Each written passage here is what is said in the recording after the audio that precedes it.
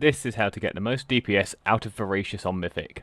Let's get started. So we're starting the fight here in Vorasius, and I'm going to pop everything. I pop Stormkeeper before the pull, I line up a lower burst, pop Ascendant, and then line up another lower burst, and then I go through and do my normal rotation with Ascendants. You can find the information for the rotation in my other video where I go over beginner Shaman information. So if you want me to be completely honest, what I'm going to tell you is going to very much upset your raid leaders. One of the biggest things you can do on Vorasius to get as much damage as possible is to ignore the ads. Elemental really suffers when you have to swap to ads that have a short lasting period, so you're not going to get a lightning rod on them and you're not going to be able to spread it. You just need to kill them quickly. Elemental really suffers in these sort of environments unless you are pre-stacking earthquakes or other things. I make sure to use my Stormkeeper on cooldown anyway, so it's going to be up as much as possible. You want to have a look at when your evokers are using their time spirals, because getting the uptime on Spirit Walker's Grace here is absolutely the best thing you can do. If you Spirit Walkers these brown circles that you should be dodging, you can get almost full uptime on any casting that you need to do. So the ads are going to come out here, and I'm going to keep hitting the boss right up until the ads spawn. I know that I need to help my group kill the ads so that they die, because we have a lot of melee, and melee don't really move over unless they have an ad on them. So I'm going to look at the ads that are coming in, and I'm going to start casting Chain Lightnings. I'm going to make sure I'm not standing in these circles that are coming out. I don't bother doing any earthquaking. I'm literally just going to Chain Lightning, and then I might do an Elemental Bolt on the last one if I get time. You see I get the Lightning Rod up, but it doesn't really last long enough for me to really gain anything from it. And I've lost my Lightning Rod on Vorasius, which is where I'm now going to lose damage. What I will say on this pull is that I just use Stormkeeper. This is bad because of the timings of my fight. I know we're going to kill this in less than 5 minutes, so there is no way I'm going to get a better Ascendant with Stormkeeper by holding it. I should hold the Stormkeeper until Ascendance comes up and then use it immediately with Spirit Walker's Grace here, because then I'm more likely to get another Ascendant out before the fight ends with all my other buffs up. And this is something you always need to consider with Elemental. Am I actually going to get a 5-minute Ascendant with a potion, with Stormkeeper? If not, I should just be making sure I'm keeping my Stormkeeper for when my Ascendance is up and using it then.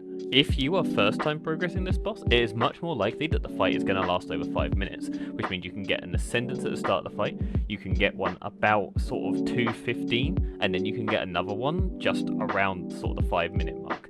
This means that you'll have Ascendants with Potion and Stormkeeper. There's no reason to use it at the 4-minute-ish mark if you're going to last the 5 minutes, because you're not going to get an extra one in anyway. This is obviously not the case. The fight's going to last almost 6 minutes, because then you might be able to get another Ascendance in.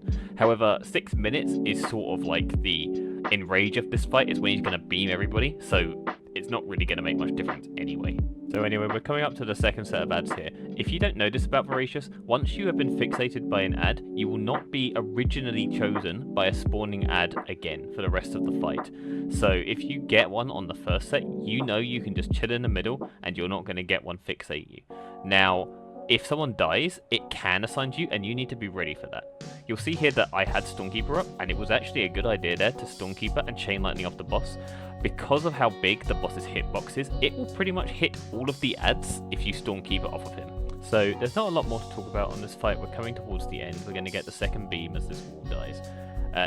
This is where you see that my Stormkeeper and Ascendant are sort of lining up again now. This is pretty good.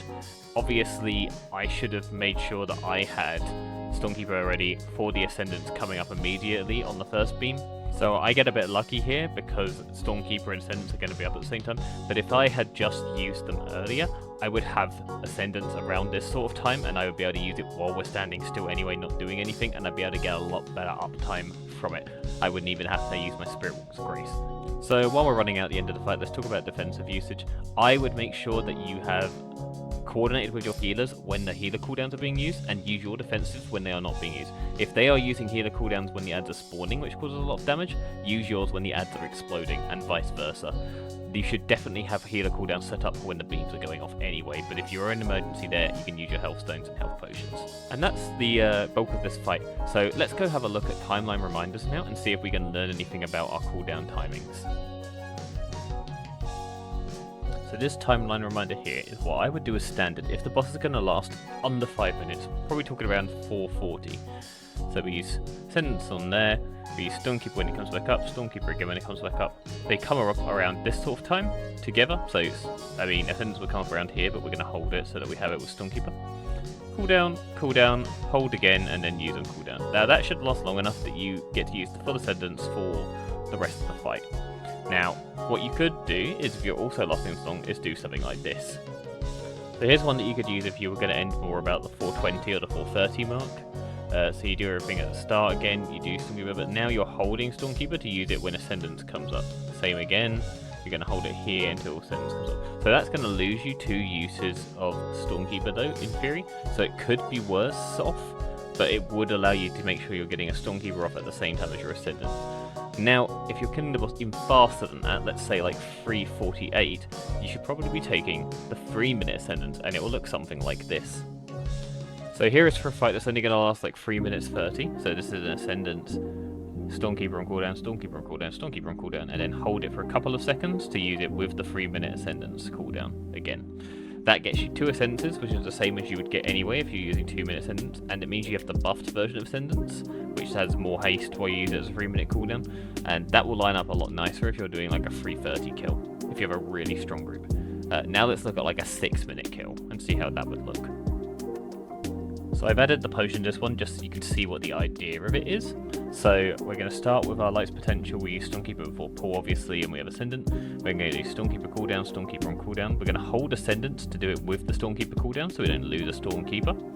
Then we're going to go into another Stormkeeper on cooldown, Stormkeeper on cooldown, Stormkeeper on cooldown. And then we're going to have the Ascendant, Potion and Stormkeeper all at the same time again, about 5:13, which is when your Stormkeeper is back up. And then you will have a supercharged Ascendant with Stormkeeper and Potion to go into the end of the fight. There's no point using the 3-minute Ascendants because the fight ends at 6 minutes. So you're going to get more uses out of it by having the 2-minute one in that case. You're still going to get 3 uses as opposed to only 2 uses. And that sort of wraps up this fight. Those would be the adjustments that I would do for your Vorasius. Obviously, if you're lasting like in the 5-minute area and you think that you can get away with this, like you're lasting like 5:30 at least, you could probably get away with this one. You could probably get away with it up to like 5:25 because Ascendance is only going to last 18 seconds anyway. If you're going into an awkward area where you're going to finish around 440, you want to take that first option I showed you. 420 is like probably the harder option because you're going to have to drop Stormkeepers to make sure you get Stormkeepers with your Ascendants. And if you're killing it in 330, then it's easy. You just go for the faster Ascendants and wrap that one up. Okay, well hopefully this has been useful for people. If you have any questions, I stream over at twitch.tv/Zyph_Mike. I don't really have a schedule at the moment. I'm trying to get one going properly, so I do evenings now instead of doing mornings because people are more available in the evening. But you can always drop in and ask any Shaman questions you have. Please have a watch of my beginner Shaman guide if you have questions about rotation and things like that. And I will see you guys in the next video where we'll try and have a look at Saladar. Thank you so much.